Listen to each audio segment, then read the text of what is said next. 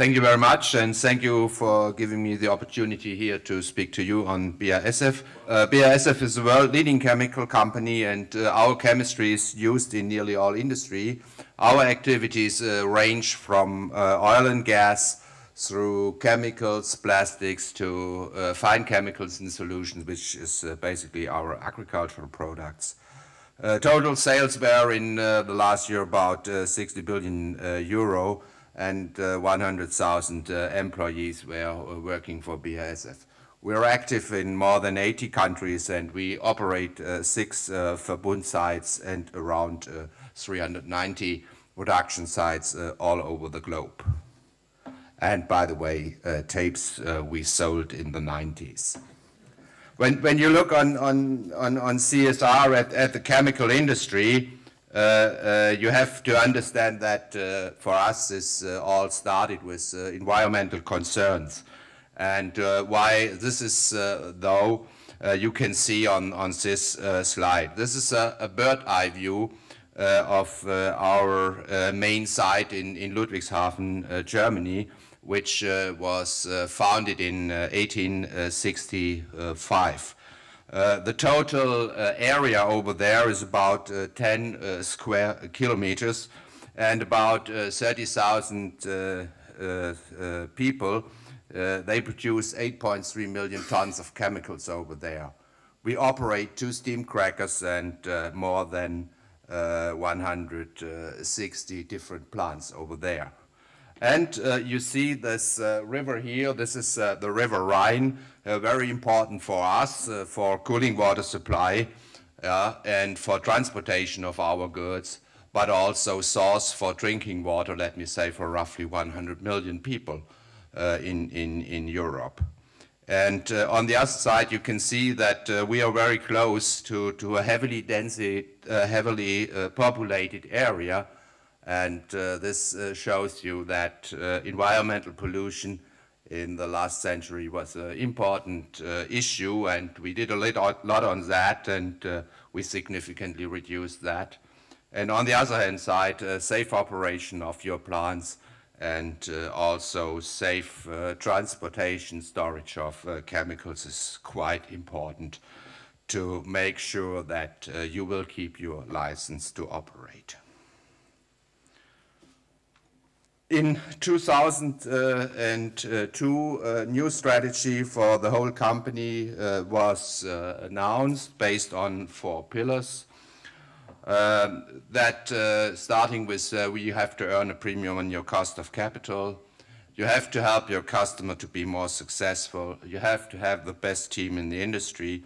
And finally, we ensure sustainable development. I think this is a very clear approach, and made it really possible to bring this understanding how the company operates to the heart of our people. When you look further how you define sustainable development, I think this is very similar to the charts you have seen from my colleagues. Yeah. We have one part minimizing risk, and the other one creating value for the company. And I would like to share with you just 2 examples what we have done in the last years. One is our so-called BASF corporate carbon footprint. I think in 2008 we were the first industrial company to present a corporate carbon footprint, looking at carbon emissions over the whole life cycle of a product, starting with the raw material you use, over your own production, of the use of the products by your customer, and finally the disposal or incineration of your products. We have also worked with the greenhouse gas protocol last year to discuss on the standard how to account for so-called Scope 3 emissions. And therefore this year we have also adjusted a little bit our corporate carbon balance, which we published 2 months ago for the last year, 2010. now including emissions from the use of our products, mainly our oil and gas products, which we sell to customers, and customers burn them for several reasons, generating CO2. So this is a quite complete picture on the left-hand side of the total emissions which are connected to the production and use of our products.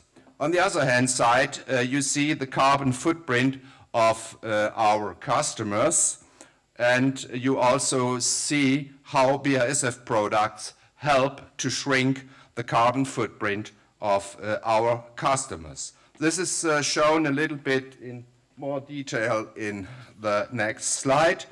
We have defined so-called products for climate protection, and the definition is very simple. These products, they have to save twice the amount of carbon dioxide emission during their use by the customers as is used for the production, for the raw material, and for the final disposal of these products. And on this chart you can see that the savings at our customers amount nearly to more than 300 million metric tons of carbon dioxide. Main savings occur, of course, in housing and construction, which is due to our insulation materials help to save energy for heating and cooling houses, but also mainly our additives for concrete, like for example the newly developed product Green Sense, which is used for concrete production, and as can be shown by our eco-efficiency analysis, uses 30% less energy to manufacture concrete. Other products of BASF contributing to the saving of CO2 are, for example, our fuel additives or our catalysts for the decomposition of laughing gas. This is just one example. By the way, the total sales with our products for climate protection were about 12% of our total turnover in 2010, and this increased significantly as compared to 2008, where it was 10% in total. Another important issue when it comes to CSR was also already discussed today, and this is about transparency. We have since 2007 a so-called all-in-one corporate report.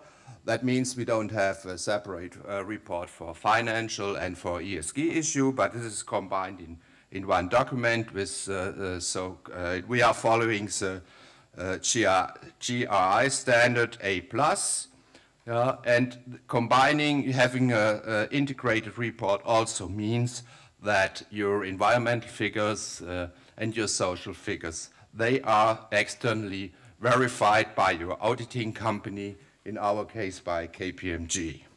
The other one is we have, of course, a website, and we have a so-called sustainability newsletter, which is sent out 2 or 3 times a year, and it is actually sent out to more than 8,000 external and internal people.